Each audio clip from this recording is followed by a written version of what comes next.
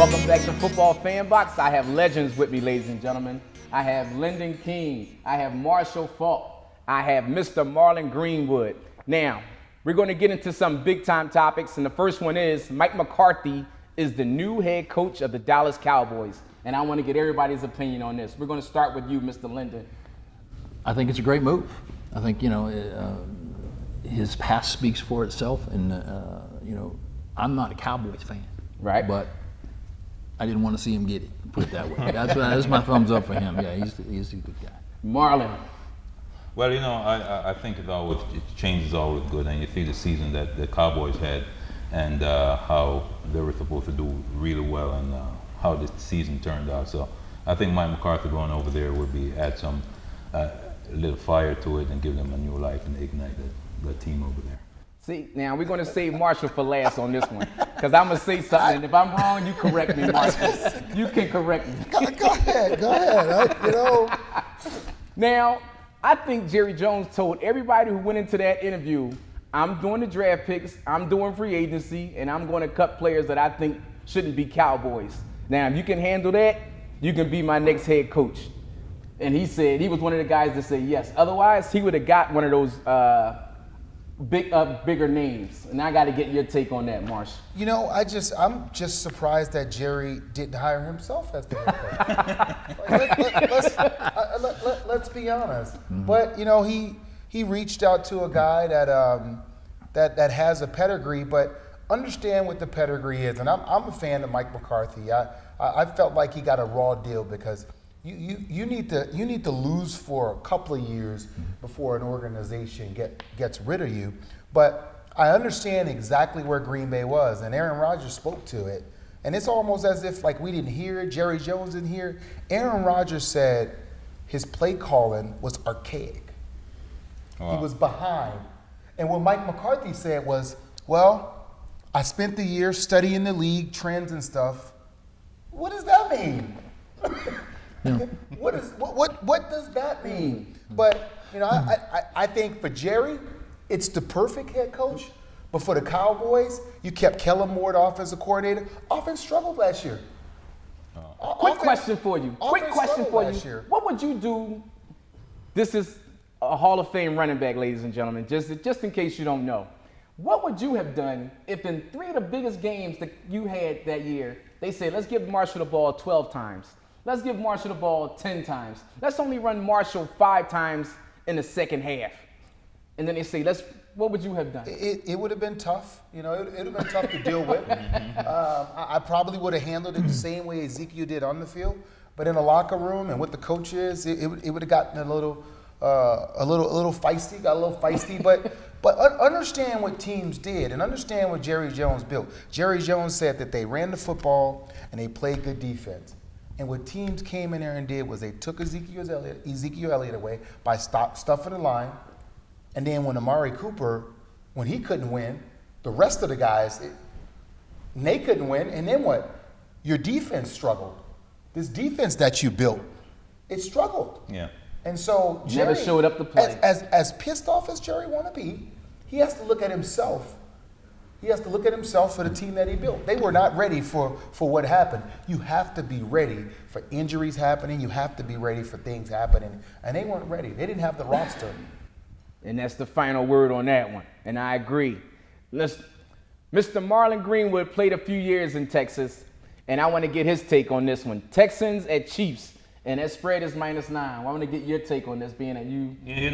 Because I played for Houston, right. I definitely want Houston to win. I definitely want them to do well. But, Mahomes is a really good quarterback. The Chiefs been playing great.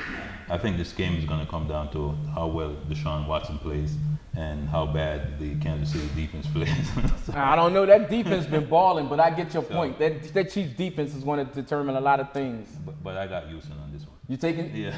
My man's taking Houston on this one, so go get the wallets. Mr. King, what we doing? What we doing? He's going with Houston. I'll go with KC. I'm an old defensive player. I believe in defense, and from what I've seen, they don't win. They're in the playoffs. They're gonna bring it. And they're at home. And exactly. So yeah, I go with the Chiefs. Yeah. Mr. King says take the Chiefs. You taking them with the points, or are we just taking the Chiefs money line? The spread is 9.5. Just taking them. Just taking them money line. I'm not a betting man. I don't. Marshall. What we doing? You know, as much as I like what Houston has done, and I think that, you know, Bill O'Brien, man, the guy has so many lives. As many times as they've been eliminated early in the playoffs, but finally they won a game and you got a chance to see it. But you just got to know pedigree. Andy Reid coming out of a bye. I mean, I think he's lost once in his career. Yeah. I didn't know that. I think he's lost once And I'm from in his Philly. career. And these are just things that, you know, when you're putting your money on the line and you want, you know, 9.5 is a lot of points in a playoff game. Not to mention the Texans defense, their front seven is pretty good. That back end is suspect, and they're going to get challenged. I think I will take Kansas City and a 9.5 in this game only, because their defense is suspect as well. But I've seen Kansas City put up 52 on the Rams but lose, you know, 53-52. So it can happen. But I like Kansas City at a 9.5. Marshall likes some 9.5. What was your call again on this one? And I'm sticking with Houston, man. Houston money line or Houston cover the spread? Houston to win. I'm just, you know. Oh, money line pick. I like that. Next one, Vikings going to 49ers -7. We're going to start with me on this one because I have a strong feeling about this. Kirk Cousins cost me money against New Orleans. He decided to play football, and I'm never going to forgive him for it. But this week, usually when you have a big emotional game like that and you have to go to a superior team's home court, you get smashed that following week. So I'm going 49ers -7. Mr. King, where are we going with this? 49ers.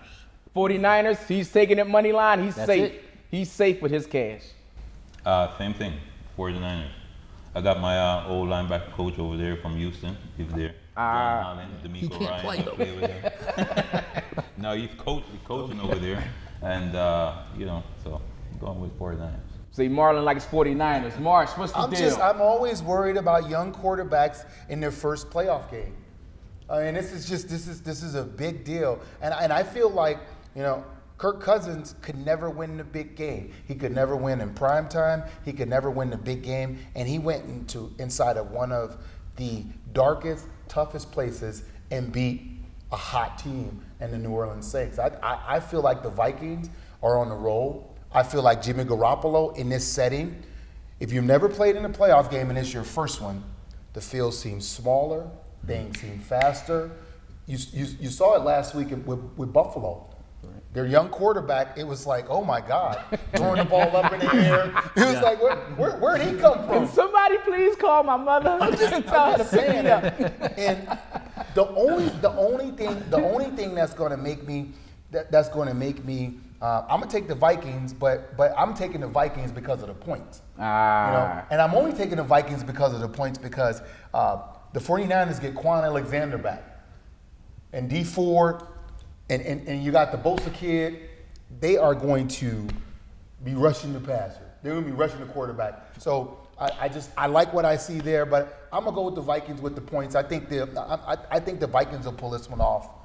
See, that surprised me. I really thought you would go 49ers heavy. And for those of you who don't know, what Marshall was referring to is that 49ers starting to get a lot of their defensive players back. They had a lot of people on injury, and now they're all coming back, and they're fully loaded and ready to go. And that's something I didn't take in consideration, so thank you for that one.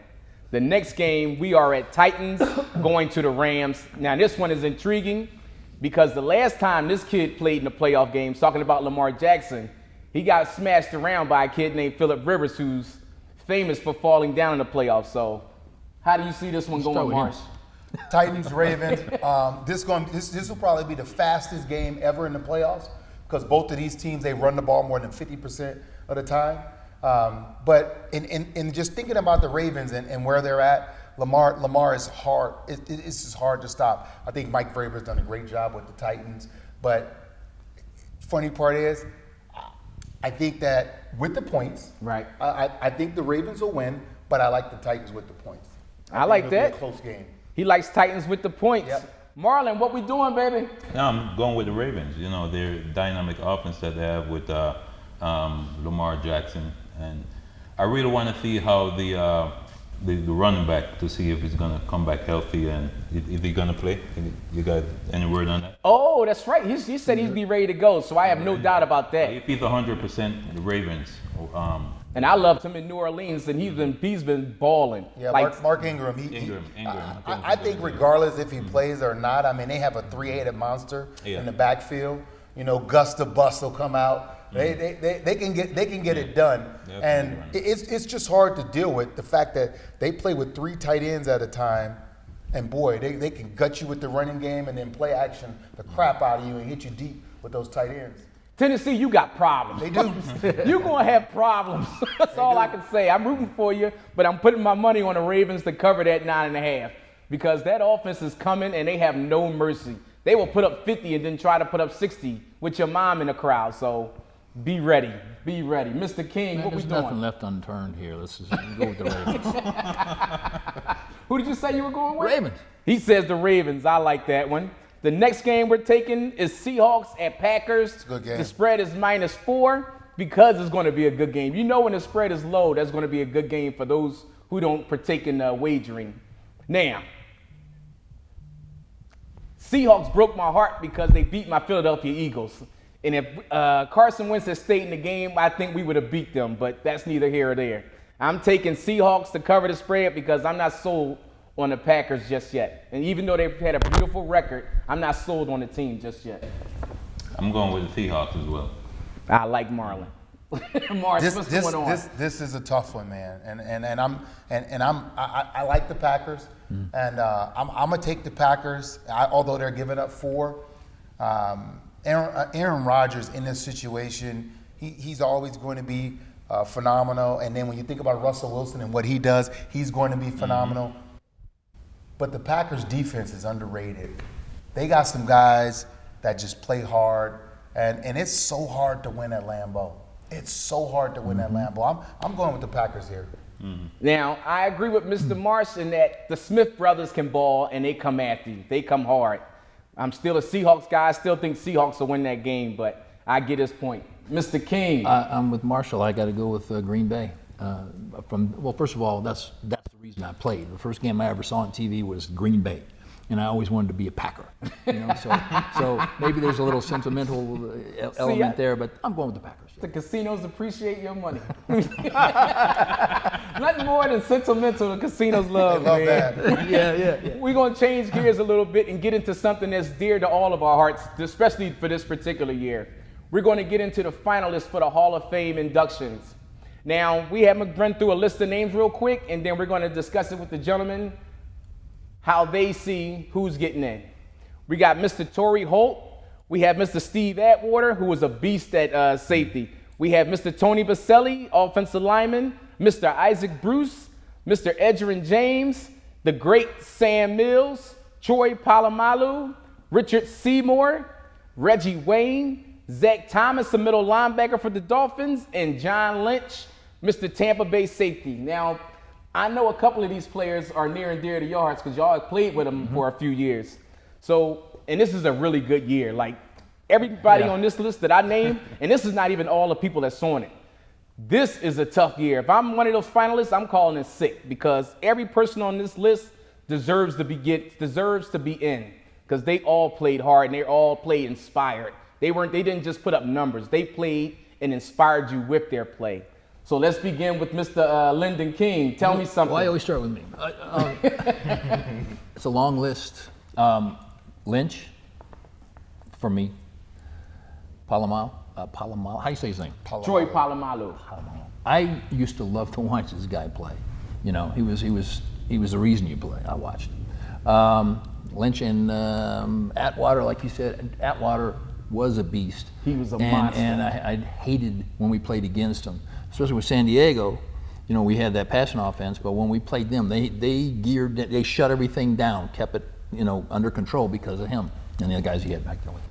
And if you've never seen Atwater play, there's a tape when he's playing Kansas City, and there's this running back that they had, and it's one of the most famous hits you're ever going to see, and it's the definition of a man going against a bigger man and bringing hell with him. So I can't even think of the running back's name now. And Christian Okoye. Okoye, who was a load. monster at that time. Nigerian nightmare. Yeah, he was huge. If you ever get your chance to get your hands on that tape, watch it, and that's a man. They are both grown men, and Atwater showed you exactly why he belonged in the Hall of Fame, because he did that same thing every day he packed up. Mr. Morlon, give me your take on these guys. You know, the one that jumped off is Zach Thomas, because I played with him in Miami. He was a really great player, great leader, studied film. He was the first one there and last guy to leave. Well, maybe it wasn't the first one there. I was. No, but when he came, he was the last one to leave. Definitely Steve Atwater. Torrey Holt, great wide receiver. Played with a lot of passion, energy. Yes. And just have like a will to win. Same thing with Reggie Wayne as well. He's a guy that, you know, you watch him playing and you kind of forget about him, but then the guy got 3 touchdowns. He's right behind you. And you just keep on going, be like, man, Reggie Wayne is balling, you know. And Edgerrin James, can't forget about Edgerrin James playing against him. We used to hate playing against him when we were Syracuse from Miami. And all those guys on the list, Sam Mills, you know, great. The late great Sam Mills, yes. Linebacker. So, you know, like you said, it's a tough list. It's a tough list to really. And Richard Seymour. If you wanted to see the early years of the Patriots, yeah. you'll see Mr. Seymour, because he was a stud. And if they would have kept him that extra year, they would have had another Super Bowl. Mr. Marsh, what's your take on this list? When you make the list at this point in time, everybody on the list deserves to be in. It's a challenge, and you guys don't even know this, but this is a centennial year. So they're going to announce the players that get in, and then they're going to announce another list of a group of players that's going to get in. Now, I don't know if it's 10 or 20 players, but they're going to let. Wow. Like, so because of 2020, I think it's 20 players. They're going to let some additional players in this year, because they notice that they have a backlog of great players. Stacking up. But because they only let 6 in at a time, and then 2 older players, you know, 1 contributor and 1 coach or something like that. So this will be a special year. But, you know, when you look at the list and you think of, for me, you know, it starts with how I grew up watching football, being from New Orleans. The Dome Patrol, if you remember, we just lost Von Johnson. It was Sam Mills, and then Ricky, you know, you had Ricky Jackson and Pat Swilling, and that's how I grew up watching football. Those guys, I don't care if it was the 49ers or the Rams or whomever, you came in that dome. If you got to win, you understood what was happening. So I start with Sam first and foremost, and then I move into my 2 guys. You know, Torrey Holton, Isaac Bruce. You look at these receiver numbers, and they have great numbers, but you have to remember, they played together. And not only did they play together, they played with me. And I had good numbers. So just imagine what you had to do to amass those numbers. And then I move into my running back guy, Edgerrin James, and what he did. Everybody talks about Peyton.